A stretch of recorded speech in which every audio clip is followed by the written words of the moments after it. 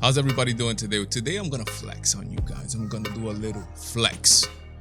This is not a prideful flex. This is just a. I think is if people flex like this, I think the world will be a better place. We're gonna show you some books that we bought. Here we go. This is the season of reading. I'm gonna give you some. I just bought six different books for me, my wife, and kids. And I want to maybe this might motivate you for people that picked up reading at a later age, like me, or trying to get into reading for the first time ever, which is one of the best hobbies you could ever have, right? And I'm gonna show you these books, and hopefully it gives you some type of motivation. Let's get into it right away. Some of these books, the first we're gonna be talking about the kids that I bought for my children. We gotta get them early, right? We gotta get them at home. That way they start. Let me put this down here. Here we go.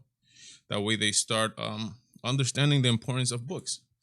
Let's start with this. I recommend these. These are the first time I bought them. My daughter already read one of them. Me and her read the first one.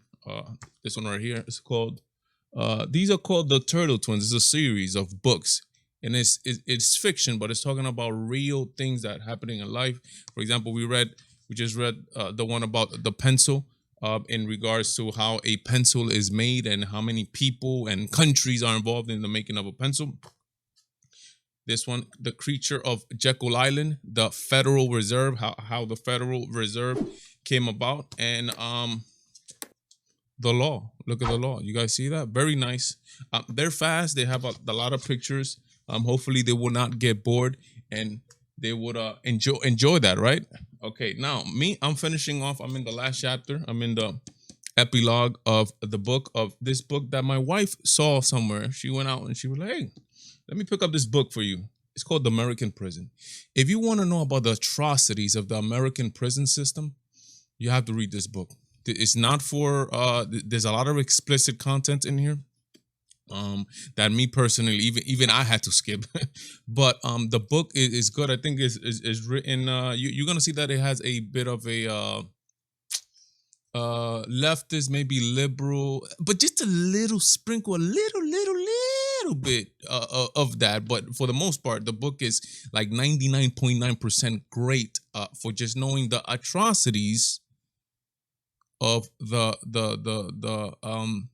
for hire and the private business of prisons in the United States, and how it's almost like in some institutes it's literally like sanctioned legal torture. That's that. My wife is reading this book. My wife only reads in Spanish. She's reading this book by Daniel Habib. He's a Mexican guy, like he's a Mexican influencer. He gives talks, and I think my wife is enjoying this book. So she's reading this one right here. And now comes to the book that we ordered and that we're gonna be reading. Rebelión en la Granja. That's in Spanish by George Orwell for my wife, and for me, the same book in English, my friend, because I speak very good English, my friend.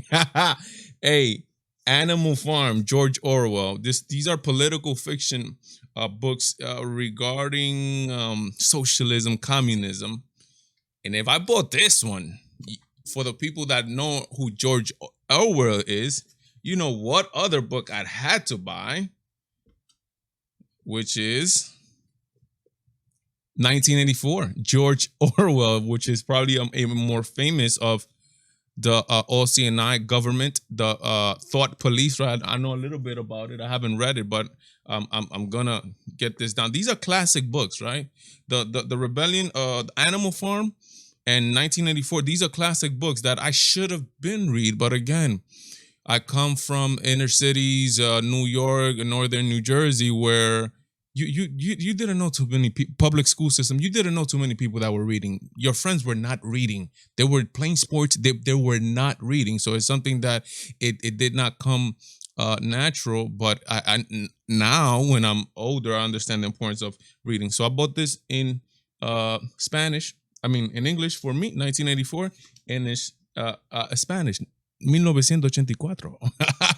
And it's español for my wife. That way she gets into this classic political fiction, right? And to top it off, I have Dante's Inferno, right? A book written back in the 14th century regarding hell. What is hell?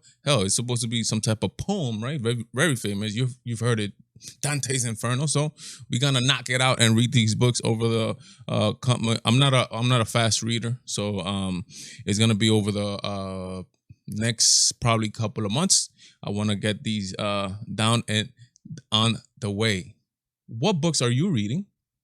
Pick it up, 2021. Pick up reading, because it's why are books so important, right?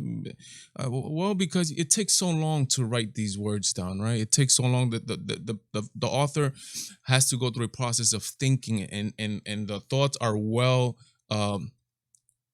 they're well constructed, right? So there's a wealth of information in a book that you could read in 2 or 3 months. You could take a lifetime of information and knowledge in just reading a book. That's hence the importance of it. You don't need light, you don't need internet connection, you don't need none of that. It's always working. Guys, let me know what you guys think. What books are you guys reading now? And that's it. God bless. Godspeed me, Valentine. I am out.